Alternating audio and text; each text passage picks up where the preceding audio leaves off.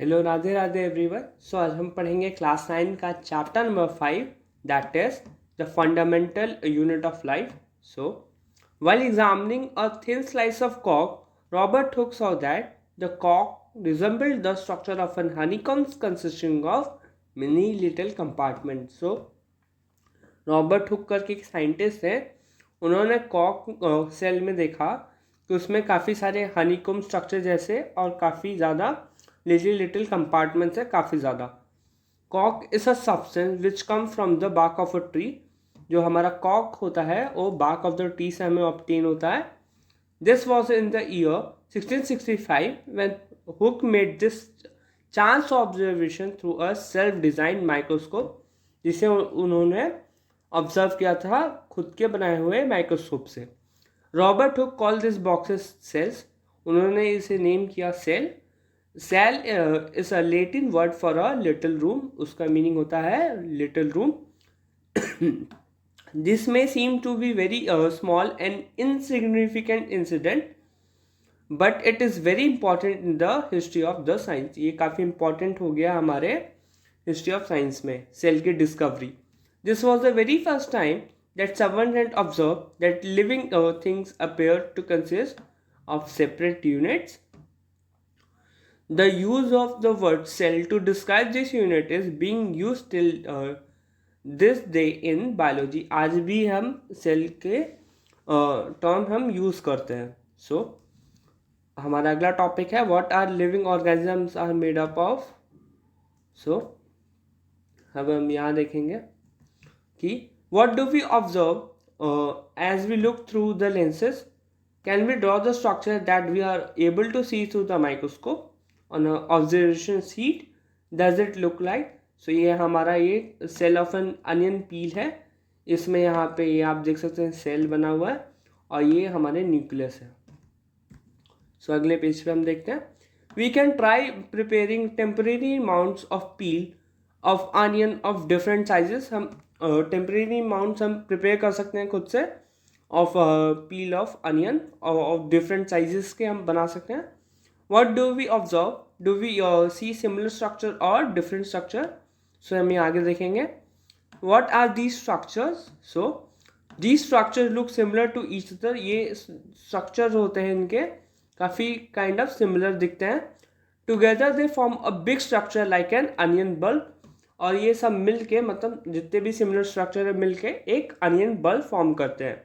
We find from this activity that onion bulb of different sizes have similar small structures. इनके काफ़ी similar and small structure होते हैं visible under are microscope. ये हमें सिर्फ microscope के अंदर देखेंगे, ऐसे नेकेड आई से हम नहीं देख पाएंगे। The cell of the onion peel will all look the same regardless of the size of the onion they came from. जो हमारे सेल होते हैं अनियन पील के ऑल लुक द सेम, मतलब के सब सेम दिखेंगे, सिमिलर दिखेंगे regardless of the size of the onion. Onion बड़ा है छोटा है ऐसा उस पर कोई डिपेंड नहीं होता है, बट सारे के सारे हमारे सेम दिखेंगे उनके structures. These small structures that we see are the basic building units of the onion bulb. इसे हम बेसिक बिल्डिंग यूनिट्स कहते हैं। These structures are called cells, और इन स्ट्रक्चर को हम सेल्स के नेम से बुलाते हैं। Not only onions but all organism that we observe around are made up of cell. जितने भी हम ऑर्गेनिज्म देखते हैं सबके सब सेल से बने हुए हैं। However they are also single cell that live on their own. और काफ़ी सारे हमारे सिंगल सेल के भी ऑर्गेनिज्म रहते हैं, यहाँ पे यही बताया है इन्होंने। So the invention of magnifying lens led to the discovery of microscopic world. जो हमारा मैग्नीफाइंग लेंस था उससे हमारा डिस्कवरी हुआ माइक्रोस्कोपिक वर्ल्ड का। It is now known that a single cell may constitute a whole organism as in like amoeba इसका example है यहाँ पे, chlamydomonas, paramecium and bacteria. These organisms are called unicellular organisms, or uni मतलब single. These are single cell organisms. On the other hand, many cells group together in a single body and assume different function in to perform various body parts in a multicellular organism like multi is equal to many, मतलब काफ़ी ज़्यादा इनमें multi cellular organisms होते हैं जिससे कि वो different different parts अपने फंक्शन कर सके, such as fungi, plants and animals. Can we find out names of some more unicellular organisms? So every multicellular organism has come from a single cell. How? So cell divide to produce of their own kind. So जो हमारे cells होते हैं वो divide होके produce करते हैं cell of their खुद के तरह ही. All cells thus come from pre-existing cells. जो भी सेल्स होते हैं हमारे वो प्री एग्जिस्टिंग सेल से ही मतलब फॉर्म होते हैं.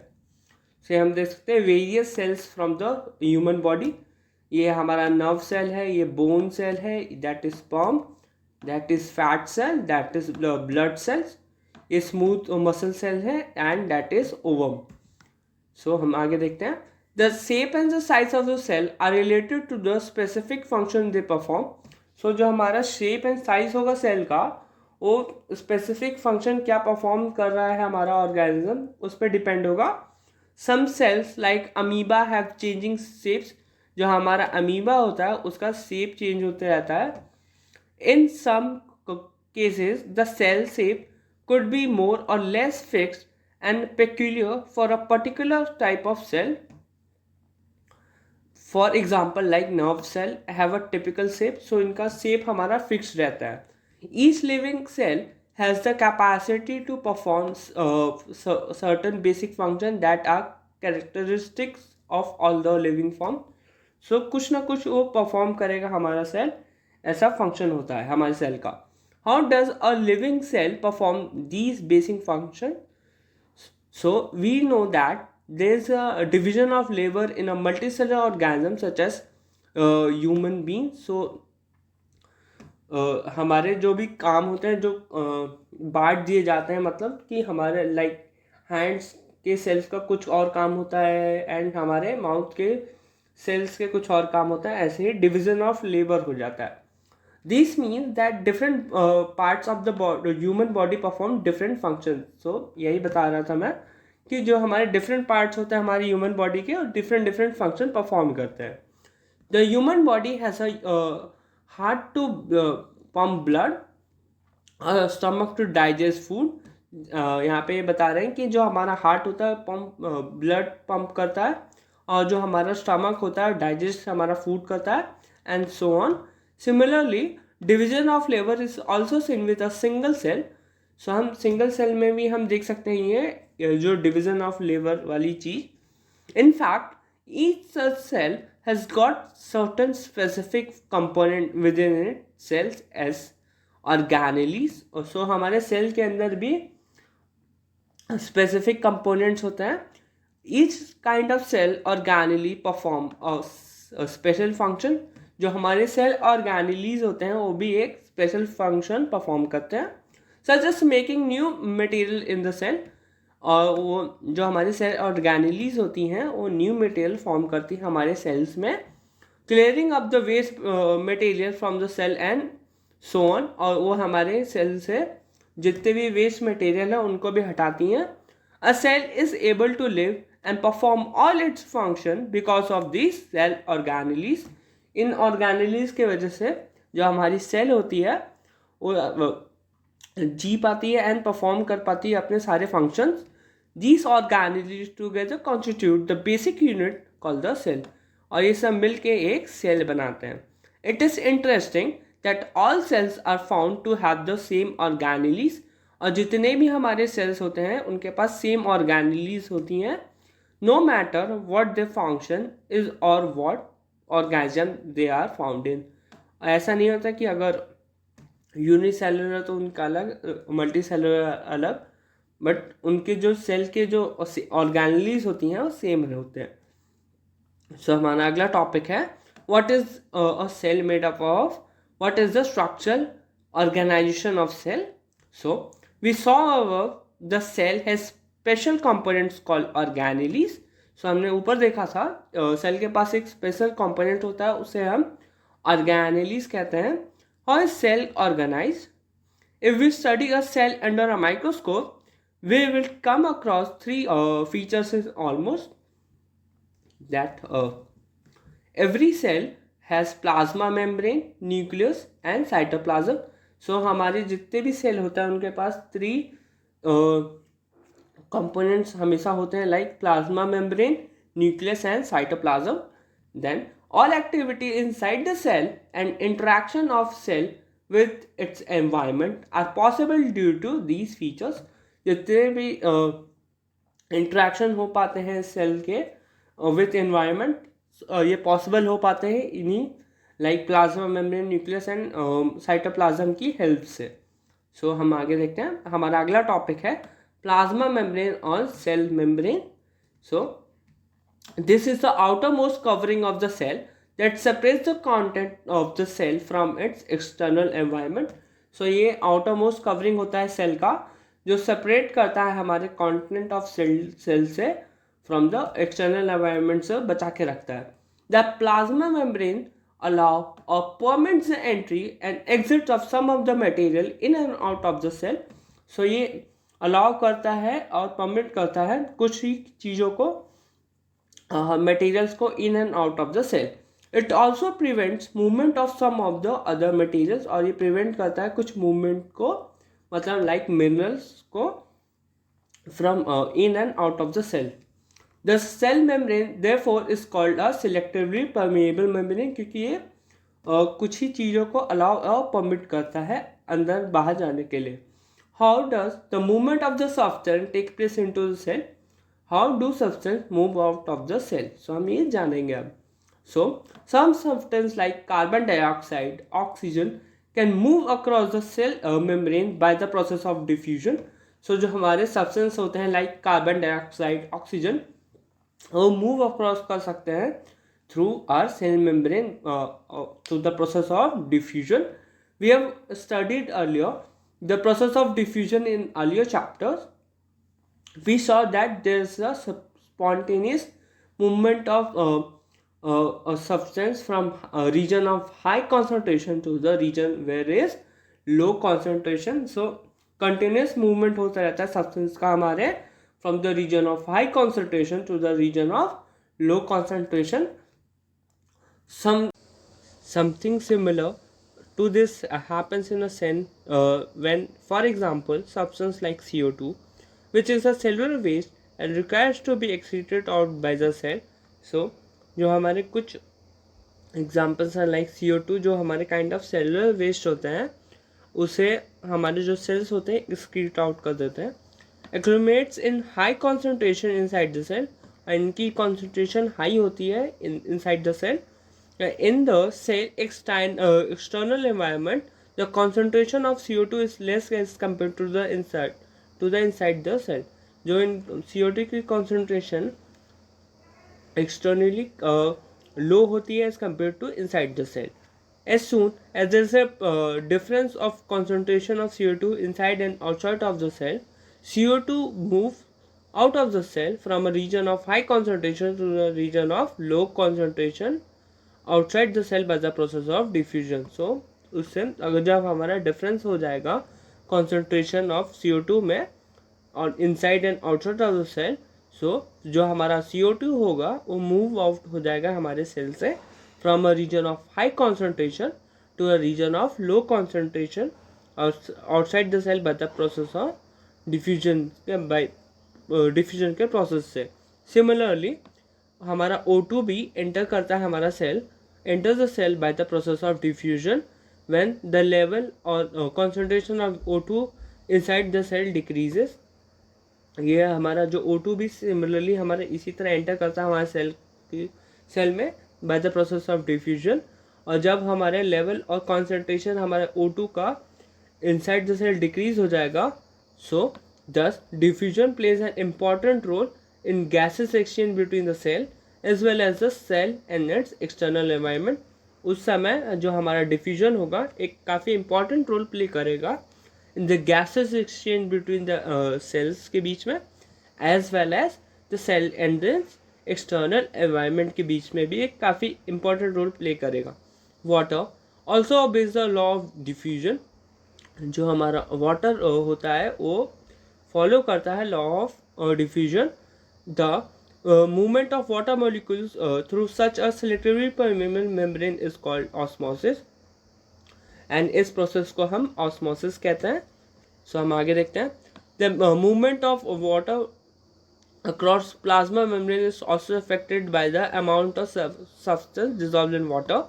जो हमारा मूवमेंट ऑफ वाटर होगा प्लाज्मा मेम्ब्रेन के थ्रू वो काफ़ी इफेक्ट होगा क्या क्या हमारा सब्सटेंस हमारे मिला हुआ है हमारे वाटर के अंदर.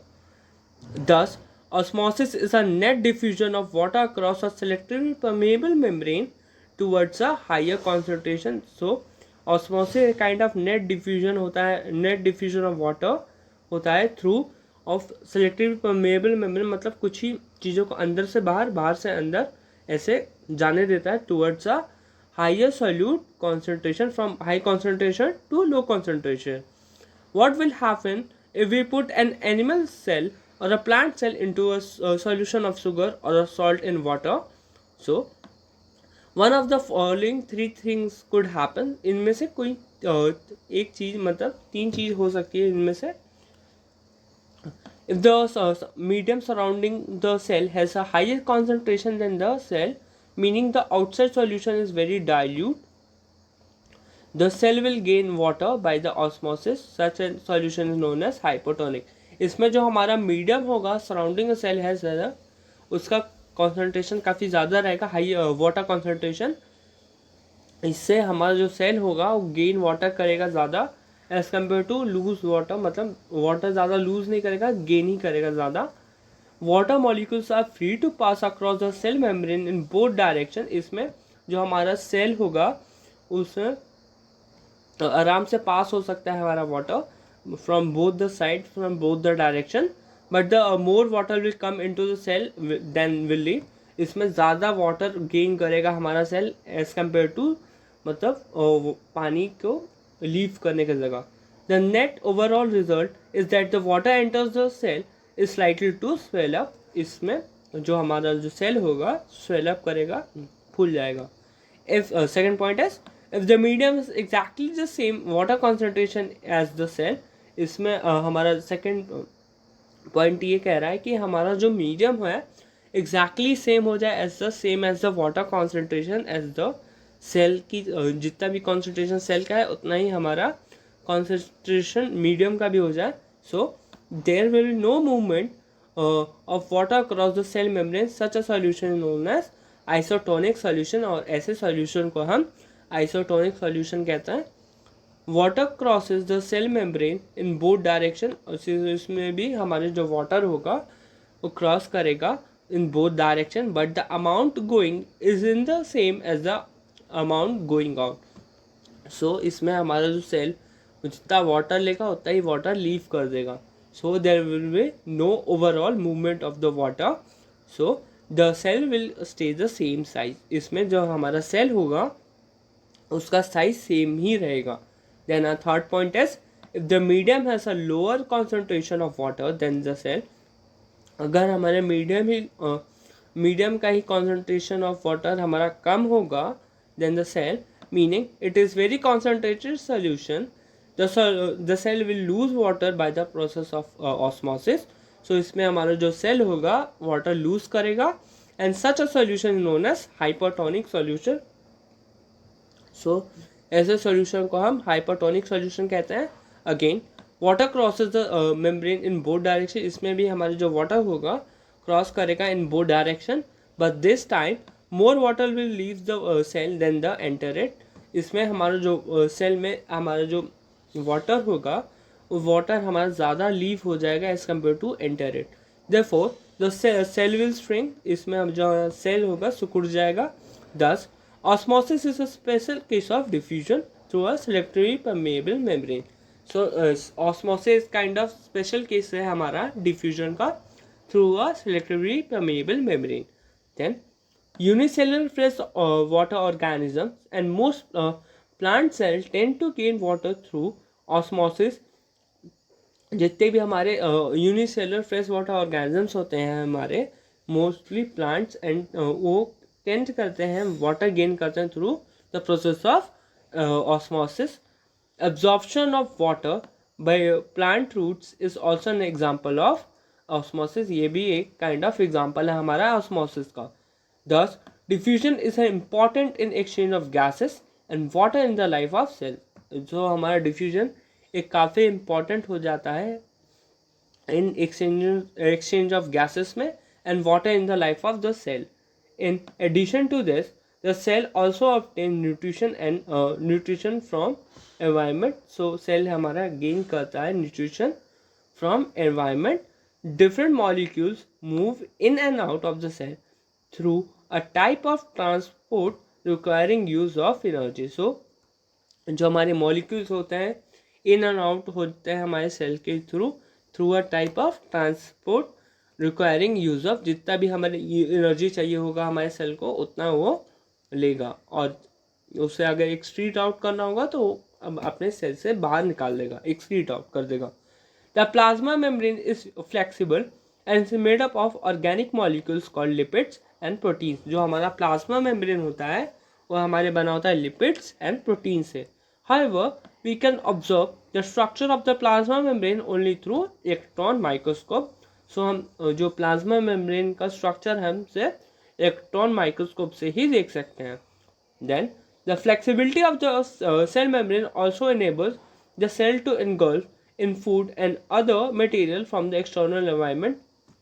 So जो flexibility provide करता है हमारा cell membrane, उससे हम जो हमारे सेल होते हैं वो फूड को अंदर ले लेते हैं अंदर, and other material from the external environment से हम अपना फूड इनगल्फ करते हैं. Such process known as endocytosis, और ऐसे प्रोसेस को हम एंडोसाइटोसिस कहते हैं. Amoeba acquires its food through such process, और एमीबा इसी प्रोसेस से अपना फूड एक्वायर करता है. Then our next topic is cell wall. Then plant cell, in addition to the plasma membrane, have another rigid outer covering that is called as cell wall. इसमें plant cell में एक और हमारी layer होती है, another rigid outer layer, उसे हम cell wall कहते हैं. The cell wall lies outside the plasma membrane. जो cell wall होती है हमारी वो outside the plasma membrane की होती है. The plant cell wall is mainly composed of cellulose. जो हमारा प्लांट सेल का सेल वॉल होता है वो मेनली कंपोज होता है हमारे सेल्यूलोज से. The cellulose is a complex substance and provide structural strength to the plant. जो सेल्यूलोज होता है हमारा एक काइंड ऑफ कॉम्प्लेक्स स्ट्रक्चर होता है हमारा, और ये हमारे प्लांट्स को स्ट्रक्चरल एंड स्ट्रेंथ प्रोवाइड करता है. When a living plant cell loses water through osmosis, there is a shrinkage of water और contraction of content of the cell away from the cell wall. So जब हमारा plant lose water करता है through the process of osmosis, so plant हमारा सिकुड़ जाता है और contraction of content of the cell away from the cell wall. This phenomena is known as plasmolysis, और इस process को हम plasmolysis बोलते हैं. We can observe this phenomena by performing the following activities. So हम यहाँ से देखते हैं. What do we infer from this activity? It appears that only living cells and not dead cells are able to absorb the water by the osmosis. इस activity से हमें यह मालूम चलता है कि सिर्फ only living cells he and not dead cells are able to absorb the water by the osmosis. तो हम आगे देखते हैं. Cell walls permits the cell of a plant, fungi and bacteria to withstand very volatile or hypotonic external media without bursting. So cell wall एक permit करता है हमारे cells, fungi और बैक्टीरिया को, जिससे कि वो काफ़ी volatile, मतलब इसमें हमारा जो कॉन्सेंट्रेशन है वाटर का काफ़ी ज़्यादा रहता है और हमारा सेल स्वेल अप करता है, मतलब फूल जाता है. एक्सटर्नल मीडिया विदाउट बर्स्टिंग, फटता नहीं है. In such media the cell tend to take up water by osmosis. इसमें हमारा जो सेल होगा वाटर लेगा. The cell swell building up pressure against the cell wall. इसमें हमारा सेल फूल जाएगा और उसमें प्रेशर लगेगा हमारे सेल वॉल पे. The wall exert an equal pressure against the swollen cell, और वॉल्स पे हमारा उतना ही प्रेशर लगेगा जितना फूले सेल पे लग रहा है हमारे. Because of the wall such cells can withstand much greater changes in the surrounding medium than the animal cell. So हम अगला टॉपिक देखते हैं हम nucleus. Remember the temporary amount of the onion peel we prepared. So हमने जो देखा था onion पील का डायग्राम, उसमें हमने देखा था न्यूक्लियस और सेल बना हुआ था. We can put the iodine solution on the peel. Why? What would we see if we try to observe the peel without putting the iodine solution? Try it and see what the difference is further. When we put the iodine solution on the peel, did each cell get evenly colored according to the chemical composition? Different regions of the cell get color differently. So जो इसमें हमारे जो different chemical composition होते हैं और उनके different regions होते हैं हमारे सेल्स के, और डिफरेंट कलर दिखाते हैं. Some region appear darker than the other regions. कुछ रीजन्स हमारे डार्क कलर दिखाते हैं और देन अदर रीजन्स के कंपैरिजन में. Apart from iodine solution you can also use saffron solution और methyl blue solution to stain the cell. So इसमें हम सैफरन सोल्यूशन का यूज़ भी कर सकते हैं एंड मिथाइलिन ब्लू सोल्यूशन का भी यूज़ कर सकते हैं to stain the cells. We observe cells from an onion. Let us now observe cells from our own body. So हम यहाँ से देखते हैं the nucleus has a double layer covering called nuclear membrane. So हमारा nucleus होता है एक kind of double layer covering होता है, उसको हम न्यूक्लियर मेम्ब्रेन कहते हैं. The nuclear membrane has pores which allow the transfer of material from inside the nucleus to its outside, that is to the cytoplasm, which we'll talk about in this section. So जो हमारे nuclear membrane में उसमें pores होते हैं जिससे allow होता है हमारा transfer of material from inside the nucleus to its outside to the cytoplasm. Then the nucleus contain chromosomes. जो हमारा न्यूक्लियस होता है वो क्रोमोसोम्स कंटेन करता है which are visible as rod shape structure, जो एक kind of rod shape structure में हमारे पाए जाते हैं. Only when the cell is about to divide, chromosome contain information for inheritance of character from parent to the next generation in the form of DNA, that is deoxyribonucleic acid molecules.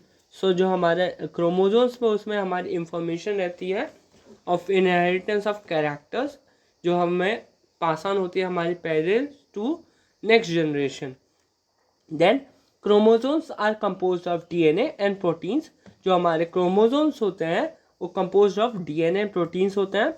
DNA molecules contain the information necessary for constructing and organizing cells. जो हमारे DNA molecules होते हैं वो information necessary for जो construct and organizing cells के लिए होते हैं, काफ़ी इंपॉर्टेंट.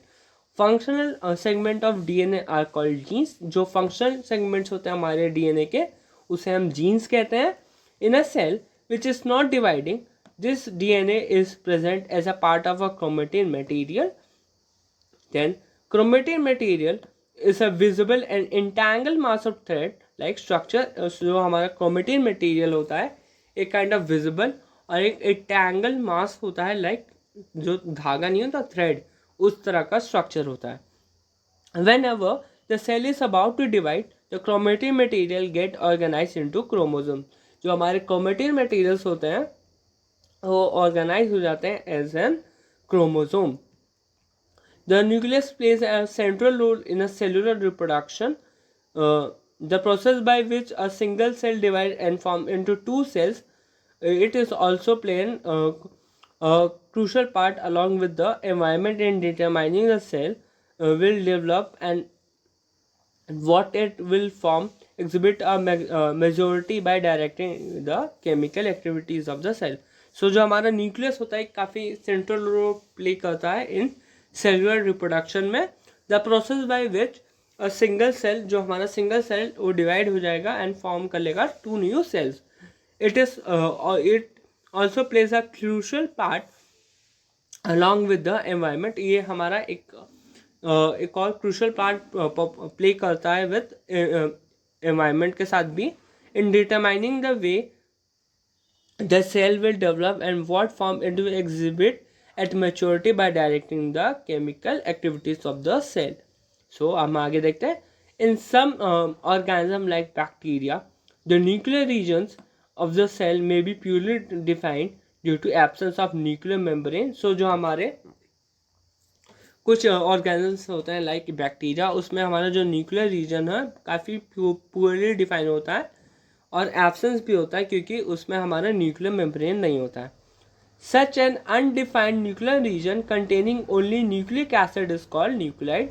उस ऐसे हम अनडिफाइंड न्यूक्लियर रीजन कंटेन करते हैं जो हमारे ऑर्गेनिज्म उनमें कंटेनिंग ओनली, उनमें हमारे न्यूक्लिक एसिड ही होता है और उन्हें हम न्यूक्लाइड बोलते हैं. Such organism whose cell lacks nuclear membrane are called prokaryotes.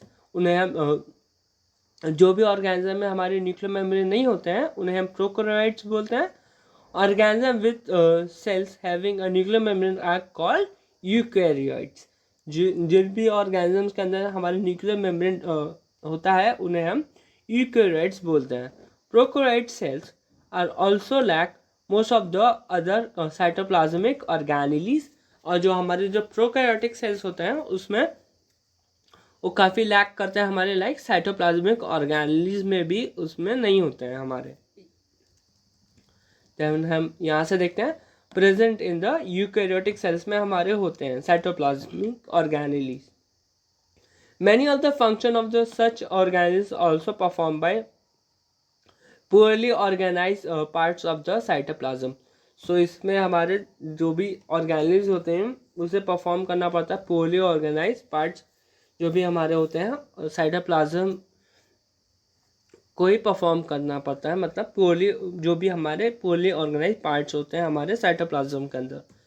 The chlorophyll in photosynthetic prokaryotic bacteria is associated with membranous vesicle bag-like structure but not with plastids as in eukaryotic cells.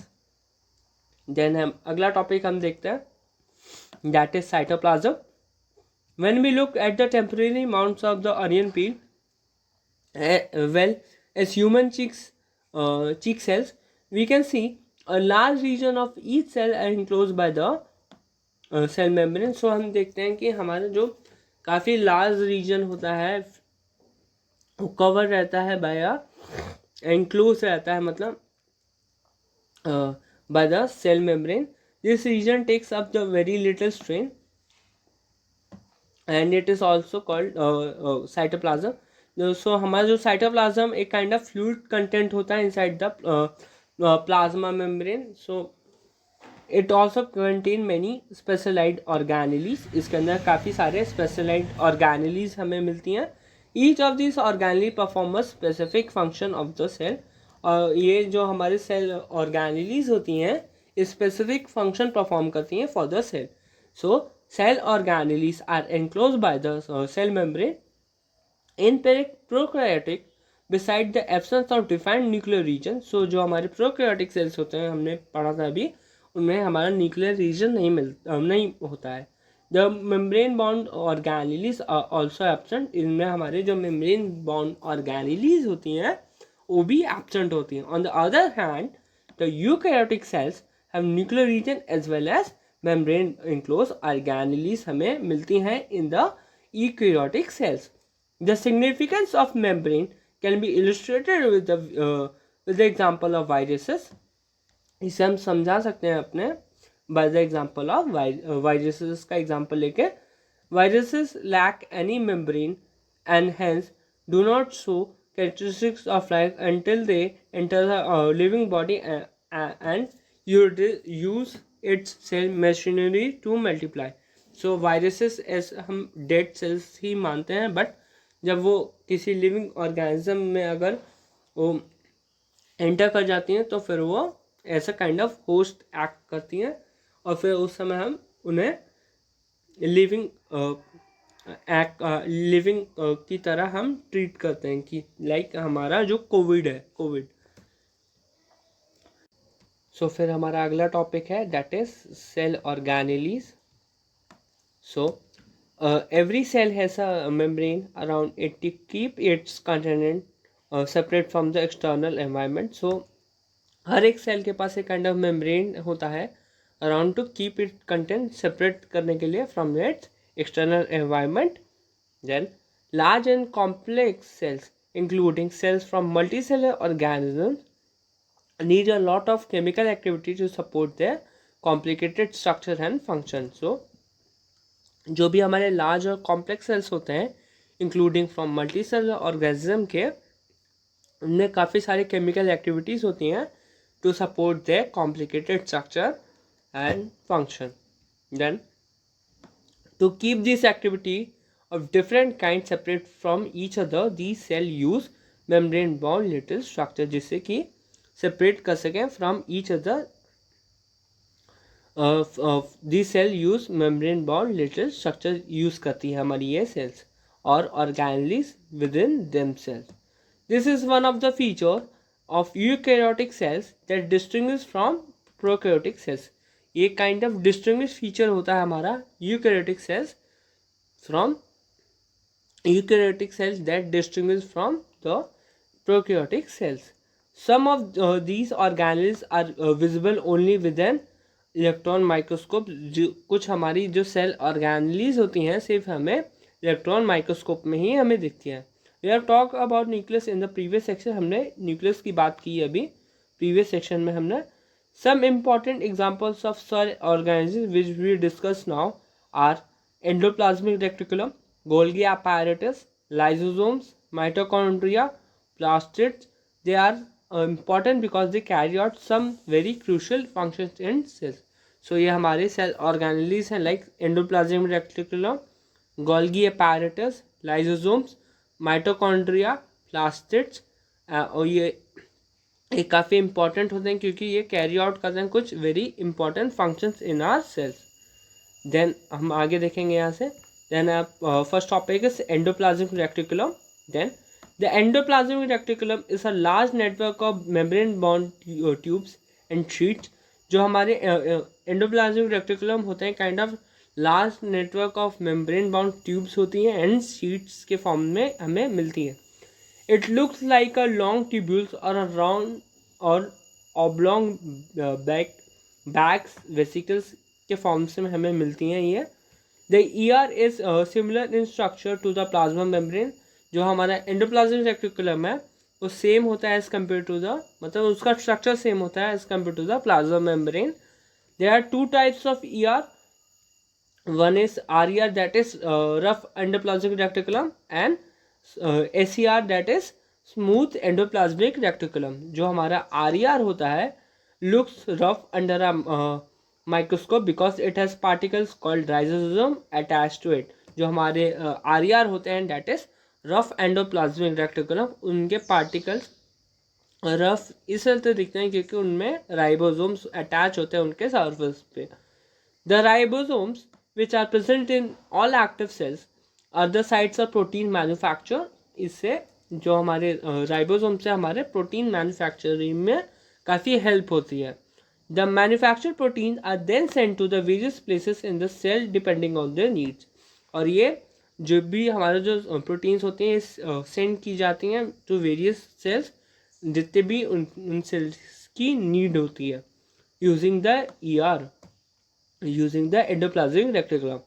The SER helps in the manufacture of fat molecules or lipids important for cell function. जो हमारा smooth endoplasmic reticulum है वो हमें help करता है manufacture of fat molecules में हमारे और लिपिड्स में और इम्पोर्टेंट फॉर द उस सेल फंक्शन में भी काफ़ी इंपॉर्टेंट होता है. Some of this protein and lipids help in the building the cell membrane. और ये कुछ हमारे जो प्रोटीन और लिपिड्स होते हैं वो हेल्प करते हैं हमारे सेल को बनाने में, सेल के मेम्ब्रेन को बनाने में. This process is known as membrane biogenesis. और इस प्रोसेस को हम मेम्ब्रेन बायोजेनेसिस भी बोलते हैं. Some other proteins and lipids function as enzymes and hormones. So दूसरे प्रोटीन्स हमारे proteins and lipids function as वो फंक्शन करते हैं हमारे एंजाइम्स एंड हॉर्मोन्स की तरह. Although ER varies greatly in appearance in different cells, it always forms a network system. ये जो हमारे एंडोप्लाज्मिक रेटिकुलम है वो वेरी करती हैं इन appearance in different cells में अलग अलग होती हैं, but it always forms a network system, हमेशा बना के रहती हैं. ये हमारा एनिमल सेल का डायग्राम है. Thus, one of the ER is to serve channels for the transport of materials, especially proteins, between various regions of the cytoplasm or between the cytoplasm and the nucleus. So, एक function होता है हमारे year का endoplasmic reticulum का to serve as a channel for the transport of materials, especially proteins पहुँचाना between regions of the cytoplasm तक or between the cytoplasm and the nucleus. Then the ER also functions as a cytoplasmic framework providing a surface. So ये kind of इसका एक और function होता है, ये cytoplasmic framework बनाता है providing a surface for biochemical activities of cell. So जिससे कि वो बायोकेमिकल एक्टिविटीज कर सके. In the liver cells group of animals called vertebrates, जो हम चैप्टर नंबर 7 में देखेंगे, ACR plays a crucial role in detoxify many poisons and drugs. जो हमारा ACR होता है that is smooth endoplasmic reticulum, वो काफ़ी important role crucial role play करता है इन डिटॉक्सीफाई मतलब नलीफाई करने के लिए मैनी पॉइजन्स एंड ड्रग्स में. ये हमारा प्लांट सेल का डायग्राम है. Then next topic is that is Golgi apparatus. ये हमारा अगला टॉपिक है. Then the Golgi apparatus first described by the Camille Golgi. ये साइंटिस्ट ने पहले डिस्क्राइब किया था ये Golgi apparatus को. Consist of system of membrane bond vesicle that is flat and वेस्क होते हैं इसके, मेम्ब्रेन बॉन्ड वेसिकल्स होती है इसके, arrange approximately parallel to each other in stacks called systems. ये काइंड ऑफ पैरेलली रहती हैं और इन स्टैक्स मतलब एक जगह एक, और इसे हम सिस्टम्स कहते हैं. This membrane often have connection with the membrane of ER and therefore constitute another portion of complex cellular membrane system. So the material synthesized near the ER is packaged and dispatched to various targets inside and outside the cell through the Golgi apparatus. So ये इसका main function होता है to material को transport और package और dispatch करना from inside and outside the cell through the Golgi apparatus. Its function includes the storage, modification and packaging of production in vesicles. इसका जो फंक्शन होता है स्टोरेज करना, मॉडिफिकेशन करना, पैकेजिंग करना products the vesicles. In some cases, complex sugar may be made from the simple sugar in the Golgi apparatus. जो हमारा complex sugar होता है will be made, जो कॉम्प्लेक्स शुगर को सिंपल शुगर में कन्वर्ट कर देता है. The Golgi apparatus is also involved in the formation of lysosomes. जो Golgi apparatus होता है वो इन्वॉल्व होता है हमारे फॉर्मेशन ऑफ लाइसोसोम्स में भी. देन हम यहाँ से देखते हैं हमारा अगला टॉपिक है that is lysosomes.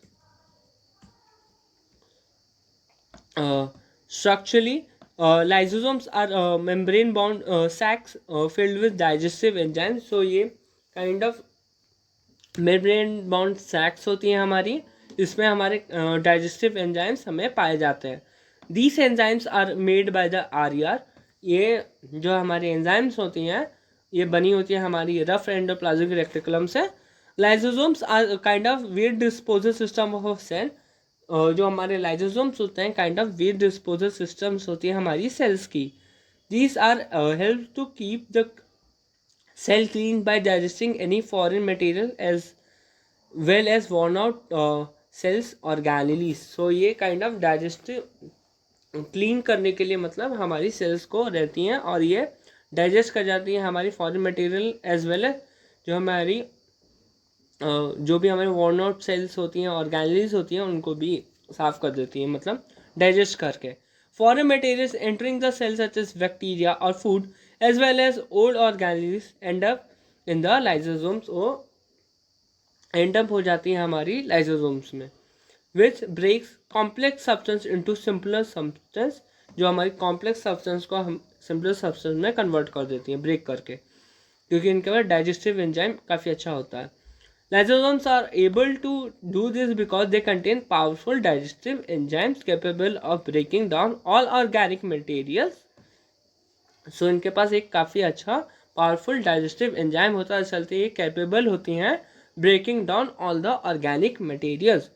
During the disturbance in cellular metabolism, for example, when the cell gets damaged, lysosome may burst and enzyme digest their own cell. Therefore, lysosomes are also known as suicidal bags, क्योंकि lysosome फट जाते हैं and the enzyme digest the वो जो enzymes होती हैं खुद को डाइजेस्ट कर लेती हैं खुद के ही सेल को. देयरफॉर लाइसोसोम को हम suicidal bags of the cells बोलते हैं. Then next topic is mitochondria. Mitochondria are known as the power house of the cell. Mitochondria को हम power house of the cell कहते हैं.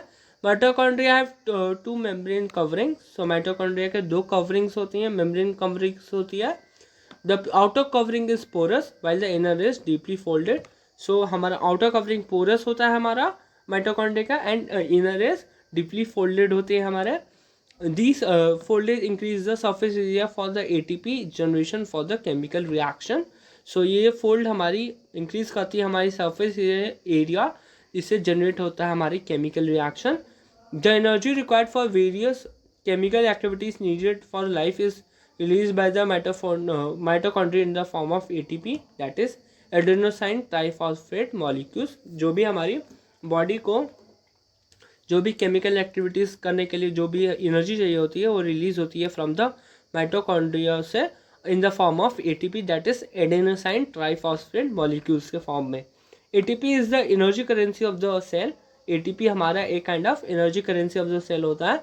The body uses energy stored in ATP for making new compounds and for mechanical work, जिससे कि हम हमारी body chemical compounds और mechanical work कर सके.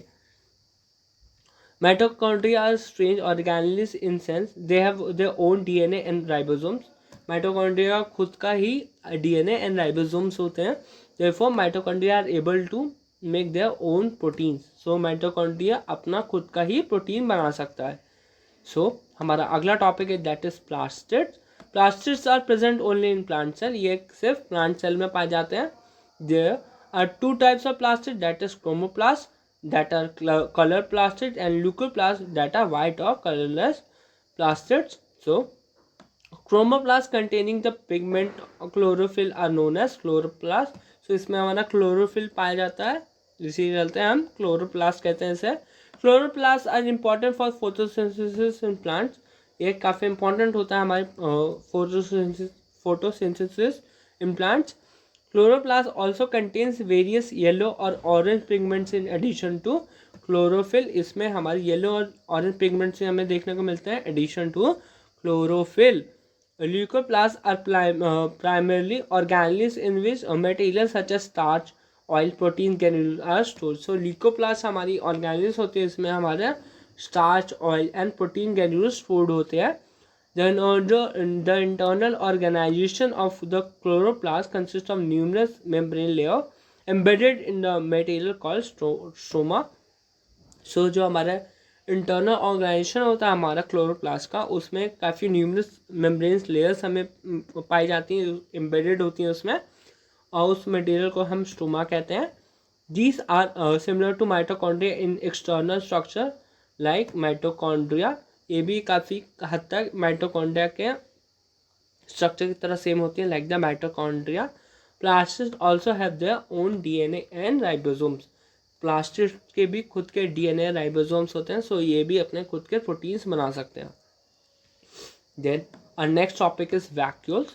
So vacuoles are storage sacs for solid or liquid content. So vacuoles एक kind of storage sacs होता है फॉर सॉलिड और लिक्विड कंटेंट के लिए. vacuoles are small in animal cell, while plant cells have very large vacuole. So जो vacuoles होते हैं हमारे plant cell में काफ़ी small होता है as compared to plant cell में. The central vacuole of the plant cell may occupy 50 to 90% of the volume. So जो plant cell में हमारा vacuoles होता है वो occupy कर सकता है 50 to 90% of the volume. So हम देखते हैं अगला आगे से यहाँ से. In plant cell vacuole are full of cell saps and provide turgidity and rigidity to the cell. So इसमें हमारे जो plant cell में हमें ये provide करते हैं turgidity and rigidity to the cell. Many substances of the importance of the life of the cell are stored in vacuoles. So many substances of importance in the life of the cell वो store की जाती है हमारी vacuoles में. यहाँ ये बता रहे हैं यहाँ पे. This includes amino acid sugars, various organic acid and some proteins इसमें स्टोर होती है. In single cell organism like amoeba, the food vacuole containing the food item that amoeba has consumed. So जो भी amoeba ने consume किया अपना food engulf करके.